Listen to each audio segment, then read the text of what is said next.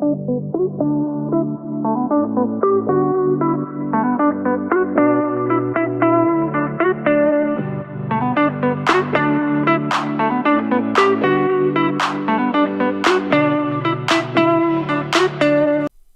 back to the XandO Sports Show. I'm your host, Ricky G. Stanley.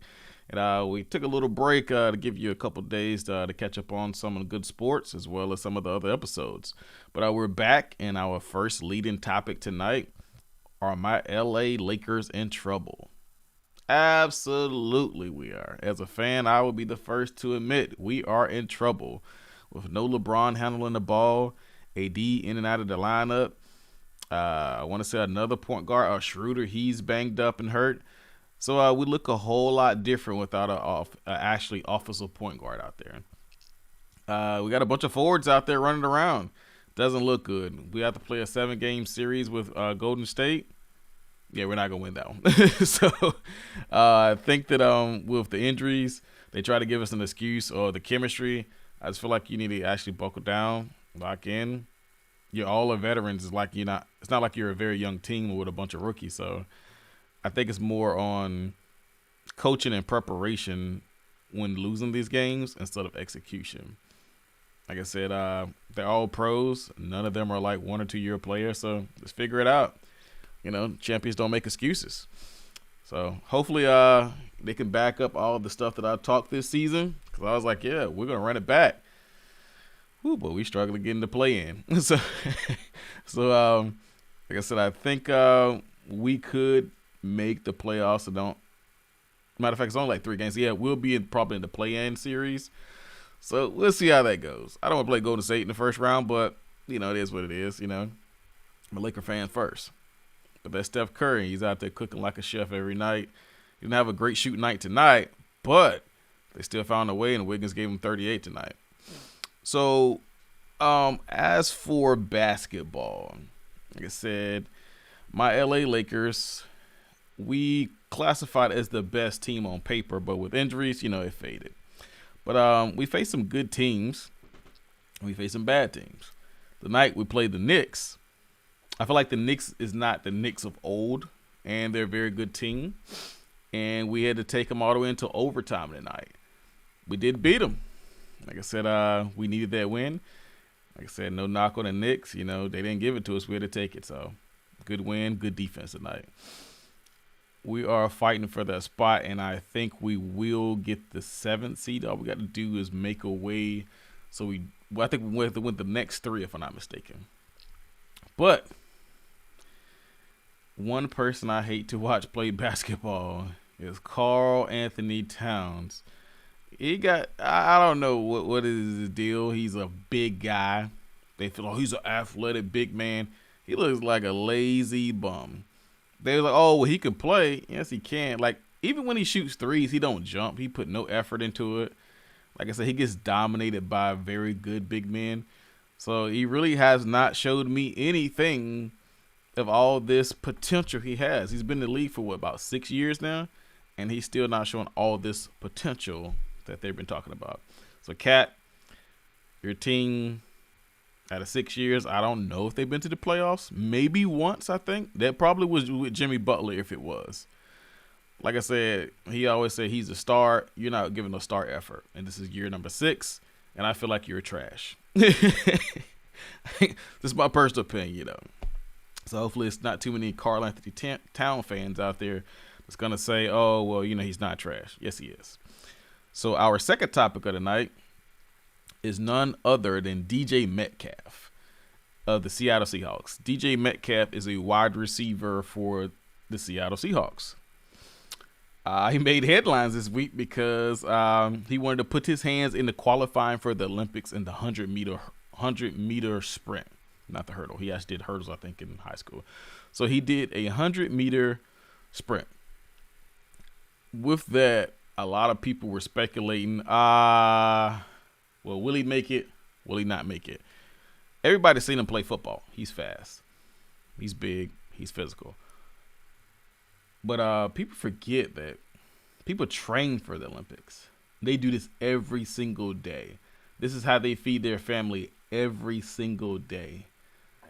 No offense to DJ Metcalf, He doesn't train for the Olympics every single day. He doesn't train for the 100-meter sprint every single day. So the fact that he got out there, more power to him, because he was like, oh, I want to see does my speed line up with theirs. I have no problem with that. He's a competitor. Didn't work out the way we thought it would.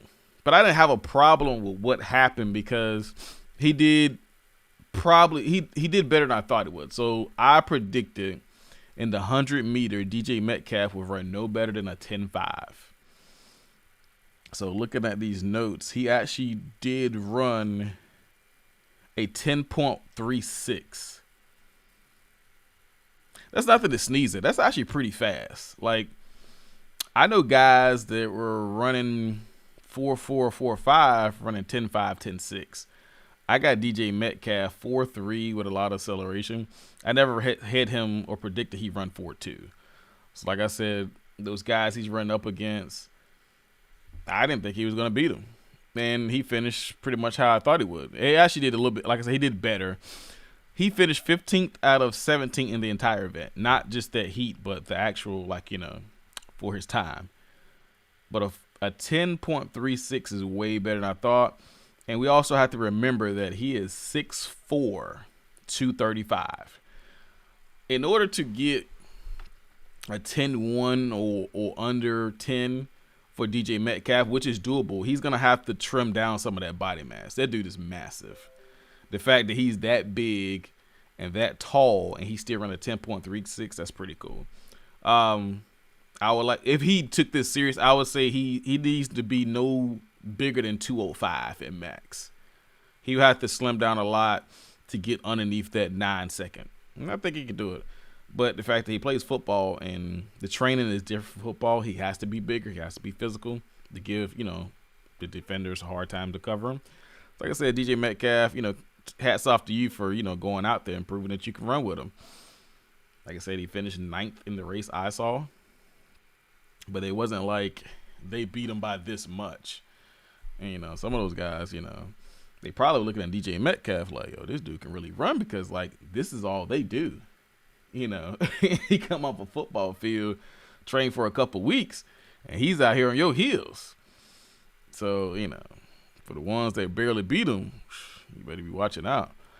So, like I said, he dropped the 10.36, and people were all in the media, oh, man, see, I told you, he wasn't that fast. Yes, he was. And he is. But the only thing I tell people is there's a difference between being in the NFL and being fast and being a Olympic track sprinter fast. There's only been a couple players in the NFL that has been actually elite track guys and competed in football as well. I'll do a whole nother video on that because, it's like 5 or 6 guys and these guys could run. So, prime example, the fastest recorded time in the NFL is a 4.22 in a 40. And I want to say he was the receiver from the Bengals, Ross. But I'm mistaken, it was him. He ran it, but he only ran it one time, which is, I feel like that should be an unofficial time because you're supposed to run it twice to get your official time, but he pulled his calf muscle, so okay, cool. So he ran a 4.22. That's the fastest recorded time officially ever. They have speculation that Dion and Bo Jackson and all those guys were in way faster, but they're not official times. So unfortunately, the 4.22 is the best. So there's a video out there. You guys might get a kick out of this. So I don't know if you're familiar with Rich Eisman. He's one of the NFL analysts, and every year he does this run of a 40-yard dash in a suit. And he used to do it, I think, with church shoes on. But he does it, it's for just for kids. He raised money.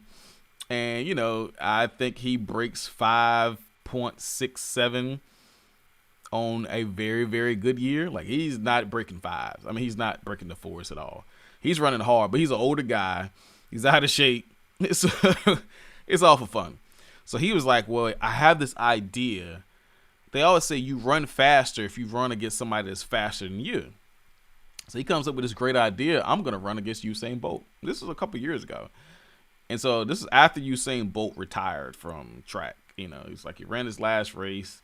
And you can actually see when Bolt comes in, like he's like probably about 15 pounds heavier. He's not fat, but Bolt is probably a little bit bigger than my microphone. Like I said, he's not that small, but you get what I'm saying. Like he's very lean and cut in his track days. But he looked like he bulked up just a little bit. He's a little heavier. Like I said, but he's probably 14 to 15% body fat, which is more than we normally see him, man. He's probably around like the 9 or 10 normally. So it's not like he's out of shape like a couch potato, but he's out of track shape. So he gets out here and he's in Pumas, probably ain't even tied up, and he has sweatpants on. So he stretches a little bit, and him and Rich line up, and of course he dusts Rich Eisman. It's not even close. And I remember Usain Bolt pointing to the wall, and he was like, "Yo, what's your fastest time?" And they were like, right there, 4:22. He was like, huh. And in the video, I want to say whoever like his handler is, or they were like, don't even think about it. So he gets a couple hops, he stretches a little bit, and I have to add that video to the bottom of this one day. But he actually gets out there and he runs the 40. The funniest thing is when he ran it in Pumas and sweatpants, and he ran it so fast that he pretty much ran out of real estate at the end, like he almost ran into the wall. He gets clocked at a 4:22. In sweatpants of Pumas. Ross ran that 4:22 and pretty much, spandex and track spikes. See the difference between track speed and football speed? It's a big difference. Like I said, I'm not saying that these guys that run fast in the NFL didn't run track. I'm just saying these guys that practice and do track all the time are a lot faster. However, to me, being a former athlete and playing football, the 40 is not always the most important thing. It's good to have speed, but in my personal opinion, I feel like your lateral quickness and your short bursts going from 5 yards to 10 yards or 0 to 10 yards, that is a lot more important than running a 4.2. Because if you're a wide receiver and you run a 4.5, but your start and stop is magnificent, there's not going to be a DB out there that can cover you. Trust me, I've watched a lot of kids get out there, run 4.2s and can't run no more than a fly route and a post route. But you get a guy that runs 4.5 and he can run every route and he's very quick, he lasts in the league a whole lot longer.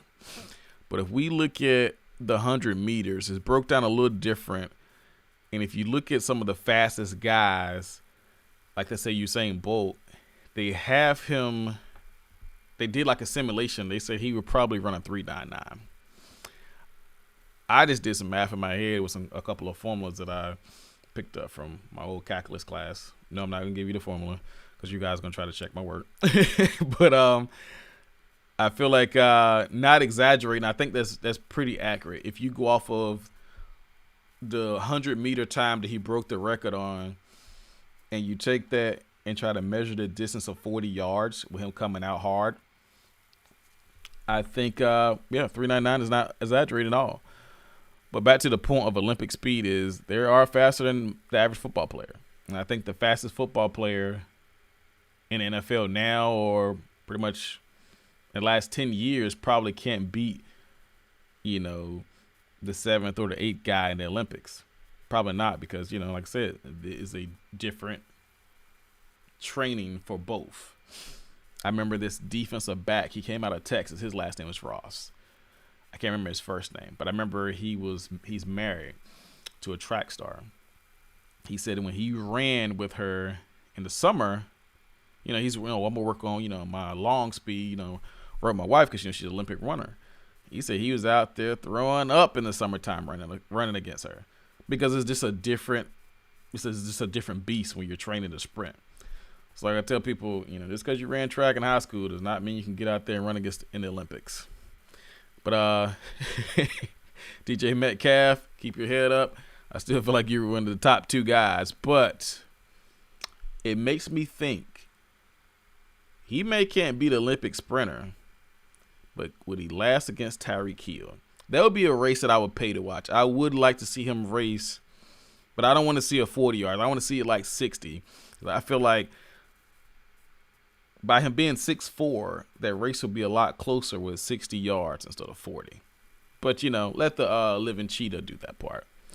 But next on our list, then Major League Baseball. A lot of teams that started off hot are not so hot right now. One of those teams are my Phillies. Tell you, man, baseball is hard because I've seen more teams than not start off hot and end up terrible. Like, we're 19-17. We started off 6-0. And you remember I had the jersey on in my previous episodes and I was chanting, yeah, we're 19-17. We're number 2 in the NL East. Even though we have the best winning record, but because we have more wins, but I think the Mets have beat us head to head more times. So, if we play well at home, from my understanding, we're 13-6 from all the games I've seen, but we get killed on away games. So, good Lord. Like I said, we got some work to do, and I feel like if we don't get it together, we're not going to make the playoffs again this year. But I feel like we could beat the Mets, and the Braves are struggling as well. So I feel like we could still win out on the NL East. So let me see, can I pull up the standings and give you guys a little bit of what's going on in the MLB. Of course, yes, good news for our Philly fans. Bryce has healed up from getting blasted in the face by a fastball last week. And for anybody that played baseball, yeah, that does not feel good. Even though he has a helmet on, you can still feel the impact of that baseball. So the Red Sox started off hot, but they've been playing mediocre at best. They're 10-10 at home and 12-5 away. So they're 22-15, but they're leading the American League East. The Chicago White Sox are 20-13. They're leading the Central League. The Oakland Athletics. Oh, the tides have turned. The Oakland A's are 22-15 and lead the AL West. Like I said, the Mets are leading the National League East for us. The Central National League is St. Louis Cardinals. I did not know they were 22-14. And the San Francisco Giants are 22-14. So they're right behind the White Sox for the best record in the MLB right now. But, baseball is not exactly the easiest sport in the world, and you can have some very hot streaks. So I think that my Phillies still have a chance to win. I think I like the game that we did play against the Dodgers. I don't think we won that one from my understanding. But I feel like if we can play against elite talent like that, we'll be okay against others down in the stretch. One thing that caught my attention this week in boxing, Anthony Joshua versus Tyson Fury. So according to the promoter, they will be fighting in August. They haven't had the official day in August, but it will be in August. So I got something to look forward to right before the NFL season starts. I'm looking forward to this fight because I haven't seen Joshua fight since he got TKO'd by Andy Ruiz. He did rematch against him, but I didn't watch it because, Butterbean did knock him out the first time. So he did come back. He fought him. He beat him. But I do need Fury to knock this guy out and win so Wilder can come back, fight him for his comeback. Everybody know, Wilder has not, he's been missing in action ever since he lost to Fury.